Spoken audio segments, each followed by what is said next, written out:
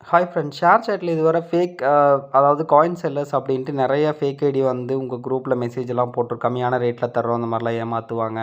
இதுவரைக்கும் நெறைய பேர் அந்த மாரி கம்மி ரேட்ல கிடைக்குது. காயின் ஏஜென்சின்னு நெனச்சு காசு அனுப்பி, அப்புறம் குடுத்துலாம் ஏமாந்துருக்கீங்க. இனிமேல் ஷேர் சேட்ல அந்த மாரி ஏமாறாம இருக்கறக்கு காயின் செல்லர் ஏஜென்சிக்கு ஒரு ஃப்ரேம் குடுத்துட்டாங்க. இப்ப என்னோட ஐடியில பார்த்தீங்கன்னா, காயின் செல்லர் அப்படின்னு மேல போட்டு கீழ ஏஜென்சிங்கிற பேர்ல இந்த மாரி ஃப்ரேம்ஸ் இருக்கும். உங்க குரூப்புக்கு யாராவது வந்து நான் காயின் செல்லர், உங்களுக்கு காயின்ஸ் வேணுமா? இந்த ரேட்டுக்கு தர்றேன் அப்படின்னு சொல்லி காயின் செல்லர்ன்னு சொன்னாங்கன்னா, அவங்களோட இந்த ஃப்ரேம வந்து வச்சு காமிக்க சொல்லுங்க. இந்த ஃப்ரேம் வச்சு காமிச்சாங்கன்னா மட்டும் தான் அவங்க காயின் செல்லர் ஏஜென்சி. இல்லன்னா யாராவது ஃபேக்கா வந்து உங்கள ஏமாத்துறாங்கன்னு அர்த்தம். இத உங்களுக்கு ஷேர் சேட்ல காயின் வாங்குற உங்க ஃப்ரெண்ட்ஸ்க்கு எல்லாருக்குமே ஷேர் பண்ணுங்க. ஏன்னா நெறைய பேர் தெரியாம காயின் ரேட் கம்மி, வந்து இந்த மாரி ஐடி மெசேஜ் போட்டுச்சு, ஐபில மெசேஜ் பண்ணுச்சுன்னு காசு அனுப்பி நெறைய பேர் ஏமாந்துருக்காங்க. நெறைய பேர் வந்து சொல்லியிருக்கீங்க, இந்த மாரி ஏமாந்துருக்கேன் ப்ரோ. அத எப்படி கண்டுபிடிக்கிறதுன்னு தெரியலன்னு. இத வந்து உங்க ஃப்ரெண்ட்ஸ்க்குலாம் ஷேர் பண்ணுங்க. காயின் ஏஜென்சி பத்தி அவேர்னஸ் குடுங்க.